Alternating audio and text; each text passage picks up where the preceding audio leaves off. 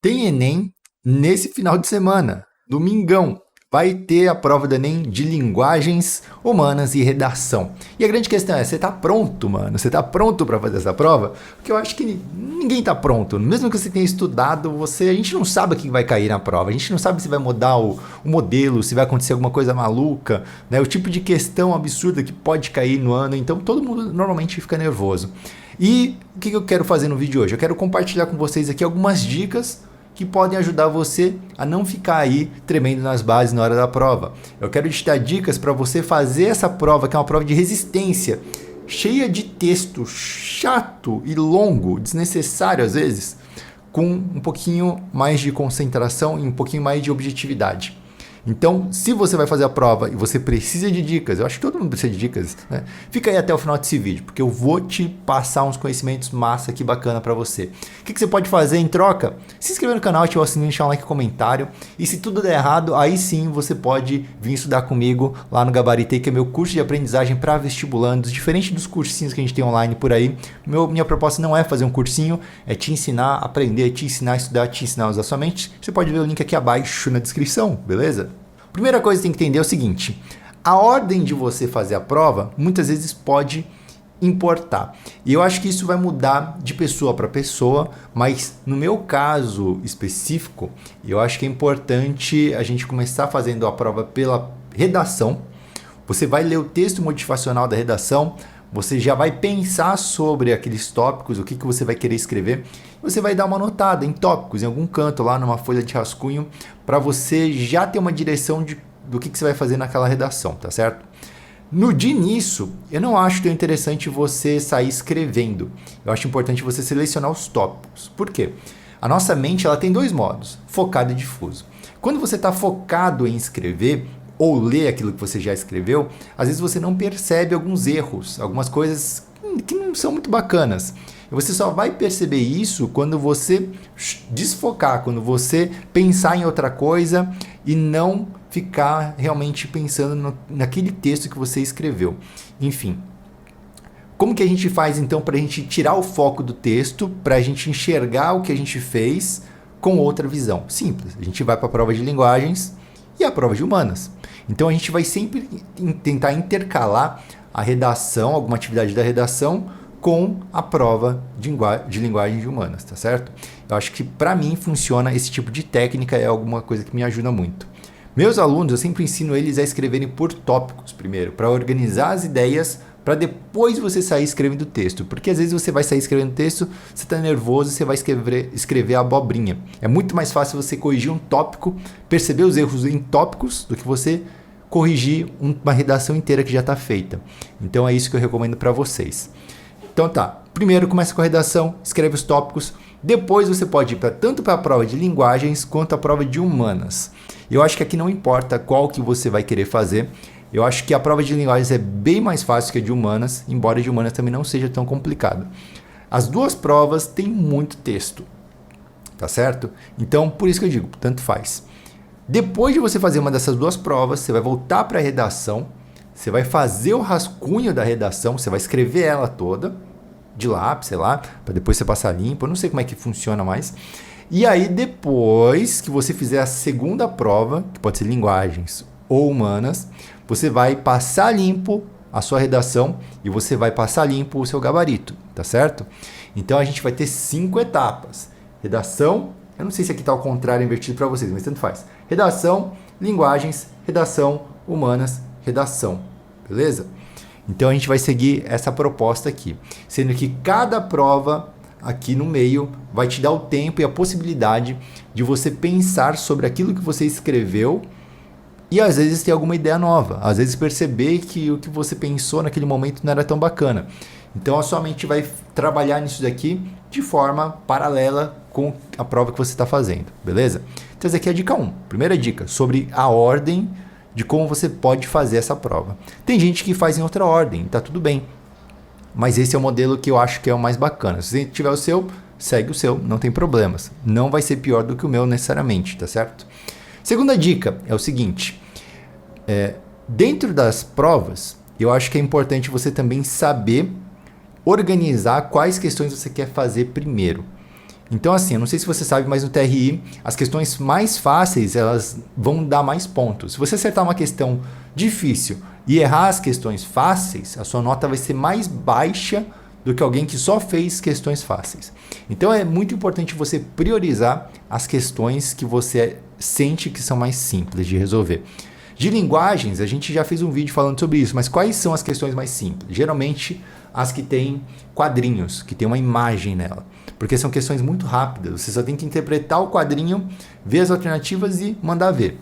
As questões mais chatas de linguagens, na minha opinião, são as que têm poesias, poemas, essas coisas. Porque por serem coisas mais emocionais, são mais difíceis de serem interpretadas e podem levar você a entender um negócio de duas formas diferentes. Às vezes você simplesmente vai interpretar aquele texto, se você não tiver o contexto do autor, da época e tudo mais, você pode interpretar errado.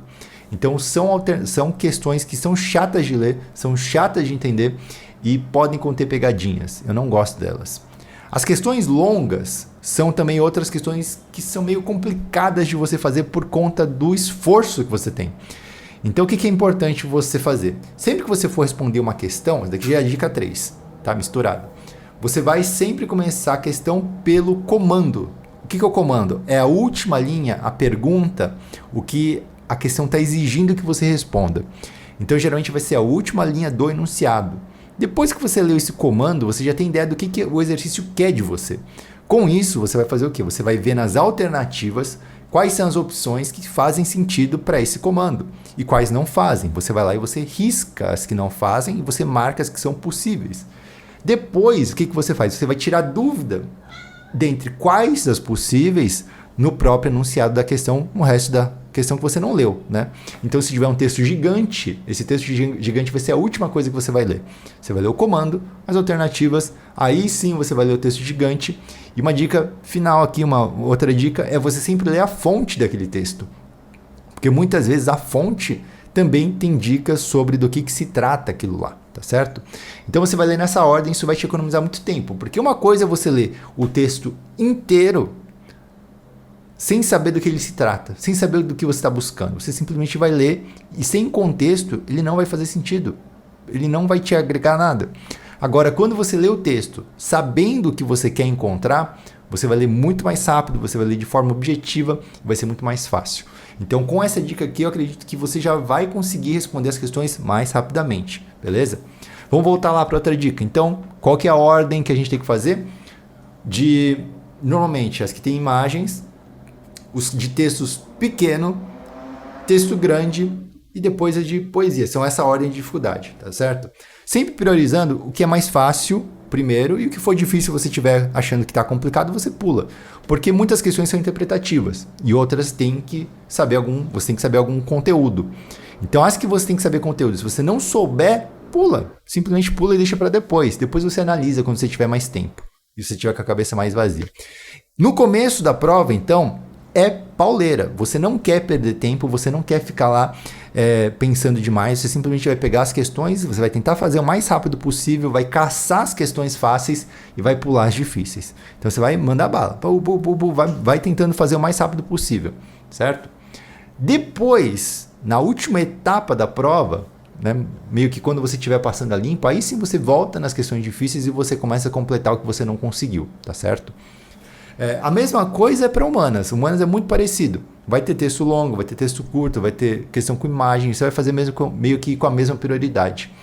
Então, desse jeito aqui, você já vai ter vai fazer a prova com um certo direcionamento, com uma certa velocidade. Você tem que pensar nessa prova não como se fosse a prova da escola que você está fazendo, que você normalmente faz. Que vai ter quanto? 10 questões e aí você, né, sei lá... Não, essa prova aqui é uma prova de resistência, eu já falei para vocês. Então é um negócio pauleiro, você tem que ler rápido, você tem que pensar rápido, responder rápido. E você não tem nem muito tempo para ficar lá com a sua insegurança, geralmente, que acontece, né? De você ler o negócio e ficar pensando, ai, será que é A, será que é B? Eu acho que eu não sei. Se você não sabe, pula. Não fica perdendo tempo. Você não pode ficar lá de besteira, tá certo? Para você treinar a prova de humanas e linguagens, o que eu recomendo? Faz na sua casa, durante essa semana aqui. Pelo menos, não um dia antes, porque você vai ficar cansado. Se você fizer isso aqui no sábado, às vezes você vai ficar com dor de cabeça no domingo. Então, na sexta-feira, na quinta-feira, faz uma provinha do Enem, antiga. Faz, mas faz ela inteira, certo? Como se você estivesse no dia da prova, para você começar a entender como é que funciona. Isso daqui já era para você já ter feito, na verdade, durante esse mês. Só que se você não fez, ainda dá tempo. Faz agora, para você pegar as manhas e os esquemas. E aí vai ficar muito mais fácil no dia da prova. Últimas dicas aqui, tá certo? Tenta gastar o tempo total que você tem. Não é porque você terminou a prova rápido que você vai lá, entrega ela de qualquer jeito e pronto. Não, tenta gastar o tempo total. Se você tem tempo sobrando no final da prova, pega as questões que você tinha dúvida e lê de novo. Tenta ver se não tem algum erro, se você não caiu em alguma pegadinha. Gasta esse tempo da melhor forma possível. Não sai confiante achando que você fez tudo certo. E para quem fica nervoso na prova, também tem outra dica. Como que eu fazia? Não sai fazendo a prova nervoso. Recebeu a prova, está sentindo nervosismo, seu coração está lá, tum, tum, tum, tum, tum, muito louco. Você não faz a prova, deixa a prova lá e fala o seguinte: calma, eu não vou fazer a prova enquanto eu não estiver nervoso. Você faz alguma coisa que te relaxe. Come, bebe alguma coisa, respira, olha ao seu redor, pense em alguma outra coisa, sei lá, que te divirta. Vê o pessoal desesperado fazendo a prova, é divertidíssimo. Você olha para o lado, você vê às vezes umas pessoas que você fala, cara, essa pessoa está menos preparada do que eu. E aí seu nervosismo vai saindo. Às vezes você pode até tirar um cochilo na prova, não demorando 30 minutos. Você pode deitar na carteira e relaxar. Mas não começa a prova já com esse sentimento de nervosismo, de que ferrou, que vai dar tudo errado. Por que acontece? Você vai ler a primeira questão e por você estar nervoso, você vai ter dificuldade de lembrar da matéria ou de entender a questão. E isso vai te aumentar o nervosismo, tá? Então faz de boas, faz tranquilamente. Pensa também o seguinte, são 45 questões por disciplina, por prova. Tá? Então, às vezes, você vai pegar muitas questões que você não sabe fazer. E aí você vai começar a falar, putz, ferrou agora, eu não vou conseguir tirar uma boa nota, não vou conseguir fazer. Mas você pensa o seguinte, se você não conseguir fazer 20 questões, você ainda tira 25. O que é uma nota razoavelmente boa. Se você não conseguir fazer 15 questões, ainda sobra, né? Sobra o quê? Sobra 30. Tô perdido na matemática. Sobra 30 questões, certo? Então relaxa, mesmo que você sinta que tem um monte de exercícios que você não consegue fazer, vai levando de boa. E o mais importante é você saber o seguinte, que chutar faz parte de você fazer uma prova de concurso, de Enem ou de vestibular que seja. Então o grande objetivo seu é pegar as 5 alternativas e sempre, todas as questões vão ter 3 alternativas estúpidas, 3 alternativas que não tem como você errar. Quer dizer, que elas são muito nada a ver com a questão, com o enunciado. E 2 alternativas geralmente são as que são as possíveis. São muito parecidas, mas algum detalhe diferencia elas. Então geralmente vão ser essas 2 alternativas que você vai ter que chutar entre elas, se você não sabe. Ou seja, 50% de acerto. Então imagina que você não conseguiu fazer 20 questões. Se você tem 50% de acertar cada uma delas, você ainda vai sair acertando 10 questões, beleza? Das que você não sabia.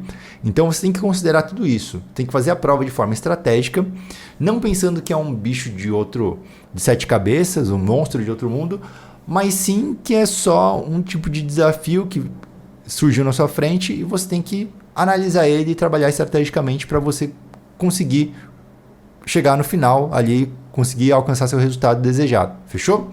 Então é isso, gente. Eu espero que essas dicas ajudem vocês. Se você já conhecia algumas dicas, fala aqui para mim. Se você não conhecia alguma dica e explodiu a sua mente, comenta aqui abaixo também. E se você tem alguma dica nova que eu não comentei aqui, você quer compartilhar com as outras pessoas, comenta aqui abaixo. Não pense que eles são seus concorrentes, porque a maioria das pessoas que vão concorrer com você realmente, provavelmente não vão ver esse vídeo, tá certo? São 5 milhões de pessoas fazendo Enem no Brasil. Pode ficar tranquilo. Então é isso, gente. Tamo junto. Um abraço e até a próxima.